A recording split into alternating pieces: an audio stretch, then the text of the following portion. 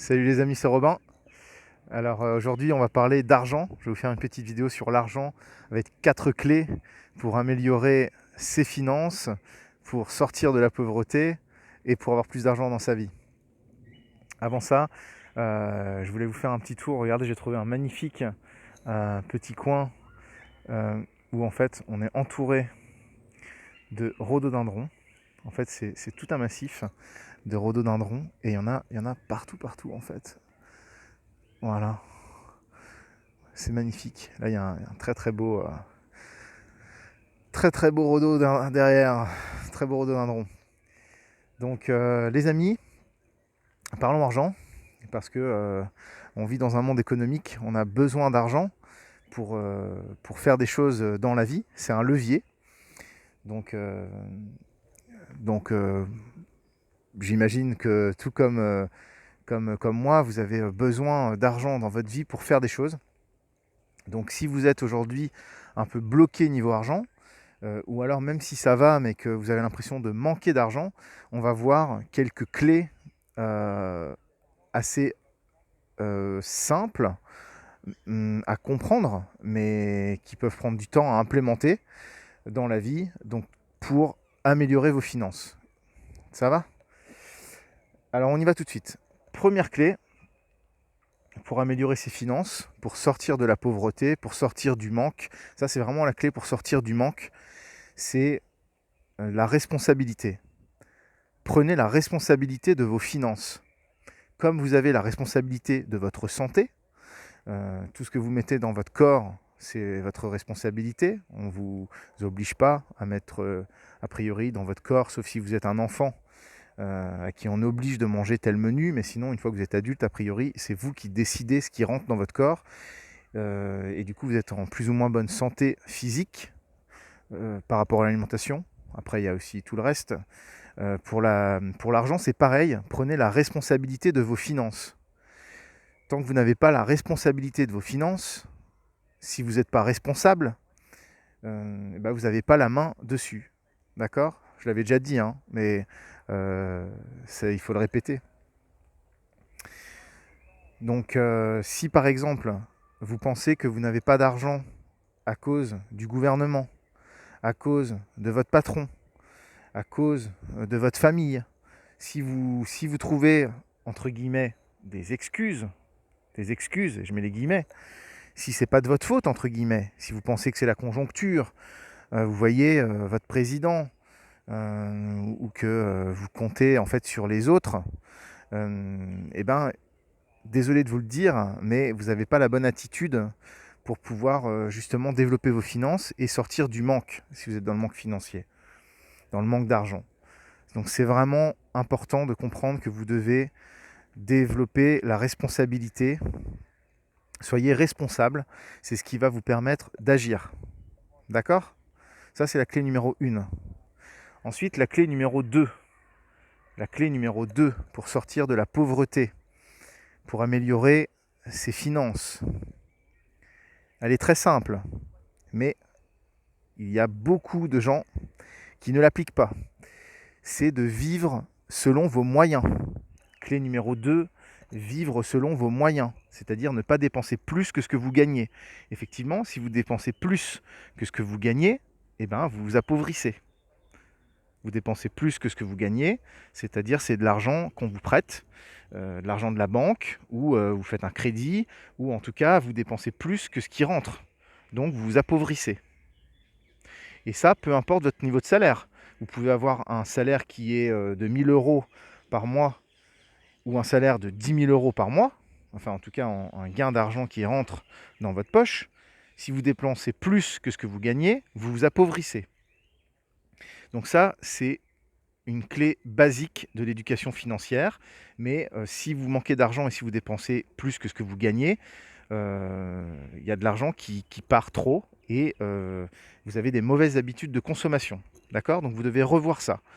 Et ça, sans entrer trop dans le détail, il faut faire un budget, il faut savoir combien vous gagnez, savoir combien vous dépensez, et puis bah, il faut vivre selon vos moyens. Peu importe vos moyens, mais il faut vivre selon vos moyens.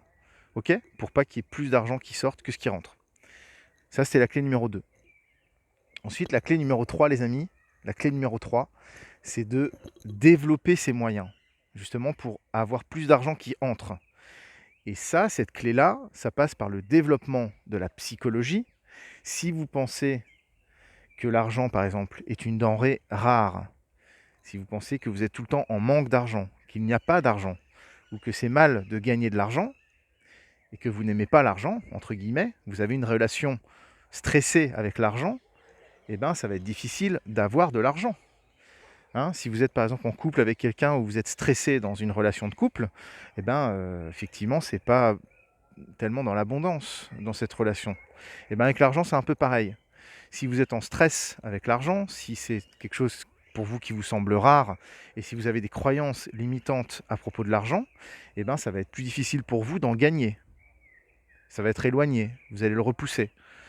Donc ça paraît peut-être, pour certaines personnes, ça peut paraître un peu compliqué peut-être cette notion-là, mais elle est importante à comprendre. C'est-à-dire que l'argent, c'est une énergie. Si vous en avez, vous pouvez faire plus de choses que si vous n'en avez pas. Si vous en avez en abondance, vous pouvez faire plus de choses que si vous êtes dans le manque d'argent. C'est ni bien ni mal. L'argent, c'est juste un levier pour faire des choses. Un autre levier, c'est le temps, par exemple. Le temps, c'est aussi un levier. Et souvent, quand on n'a pas beaucoup d'argent, eh ben, on va passer beaucoup plus de temps à faire d'autres choses. Si on a un peu plus d'argent, on peut déléguer certaines choses, par exemple. Donc ça, c'est important à comprendre. Donc ça, c'est la psychologie financière. Ça, vous devez développer votre psychologie vis-à-vis de l'argent. Ok. Donc, vous devez prendre des nouvelles habitudes de pensée vis-à-vis de l'argent. Si vous avez grandi dans un environnement où l'argent était une denrée rare, où il y avait un stress autour de l'argent, ça a impacté votre vision du monde liée à l'argent. Et donc, il faut déjà reprogrammer ça pour que vous acceptiez qu'il entre aussi plus dans votre vie.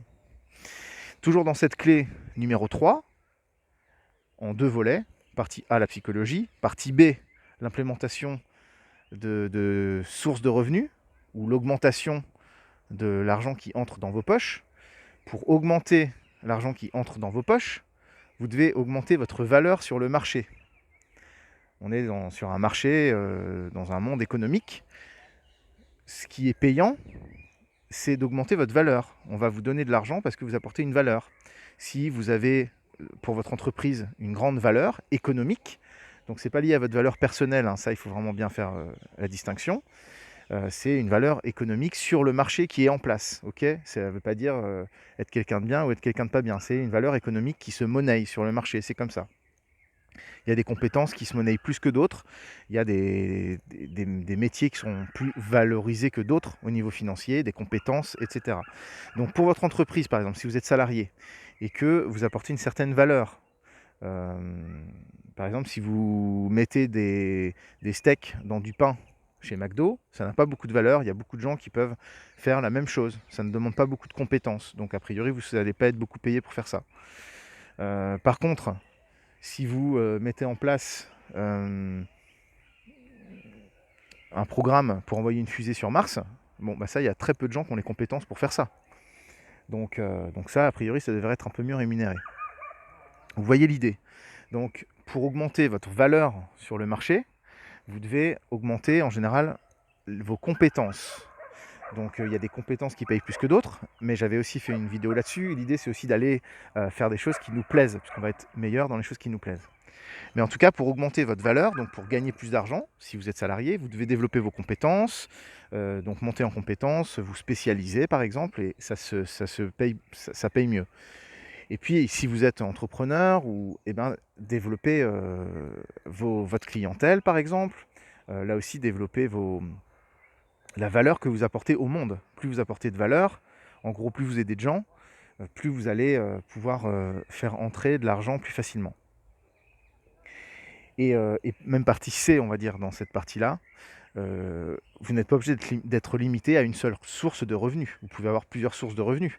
Vous pouvez avoir 2 jobs salariés, vous pouvez avoir un job salarié, un job indépendant. Vous pouvez avoir un job salarié et puis une source de revenus, disons, online par exemple, ou vendre quelque chose. il existe différentes manières de gagner de l'argent, de faire entrer de l'argent. Et plus vous multipliez les sources de revenus, plus vous avez de l'argent qui entre. Bon, ça c'est surtout pour les entrepreneurs. Mais l'idée, c'est vraiment de comprendre que plus on augmente la valeur qu'on offre au monde, plus on a d'argent qui entre dans notre portefeuille. Voilà. Donc augmentez votre valeur, les amis, pour faire entrer aussi plus d'argent. Et la dernière clé, la clé numéro 4, c'est de se former, les amis, de se former. Formez-vous à l'éducation financière, formez-vous à l'argent, puisqu'on n'apprend pas ça à l'école. Si vous venez encore une fois d'une famille dans laquelle il y avait un manque d'argent, par exemple, eh ben, vous avez probablement des très mauvais mécanismes liés à l'argent, des très mauvaises habitudes, à la fois de pensée et d'utilisation de l'argent. Donc formez-vous, lisez des livres, trouvez des ressources sur Internet, il y a plein de ressources gratuites. Réécoutez plusieurs fois cette vidéo. Payez-vous des formations. Rencontrez des gens qui ont plus d'argent que vous et demandez-leur comment ils font. Mais formez-vous, cherchez des pistes. Mais en tout cas, l'argent, ici, dans notre monde, surtout si vous habitez voilà, dans un pays occidental, dans un pays, entre guillemets, riche, développé, il y a de l'argent en abondance. Il faut simplement apprendre comment en capter pour ne plus être dans le manque. Ok ? Voilà les amis, je vous souhaite beaucoup de succès financier pour pouvoir profiter d'une vie plus riche en expérience aussi, riche dans le sens plus abondante. Et si vous avez des questions, vous n'hésitez pas en commentaire, je pourrais éventuellement peut-être y répondre rapidement ou dans une autre vidéo. Et puis si vous avez envie de plus d'informations plus précises, vous pouvez toujours demander un rendez-vous pour un petit coaching sur l'éducation financière. On pourrait parler de quelques blocages, si vous avez des blocages ou des choses comme ça. Je vous dis à très bientôt les amis. Si vous avez aimé la vidéo, vous mettez un pouce en l'air, vous likez la vidéo, ça m'encourage à vous en faire d'autres. Je vous fais un dernier petit tour des rhodos, parce que c'est vraiment magnifique. Regardez-moi ça. Hop, tac, tac. Et en fait, tout ça, vous voyez, c'est couvert aussi par un arbre au-dessus, là. Un arbre qui couvre un petit peu les rhodos, donc c'est vraiment sympa. Ça fait comme un petit espace très tranquille comme ça au milieu du parc. Et puis bah, abonnez-vous à la chaîne et je vous dis à très bientôt les amis. Ciao ciao, bisous.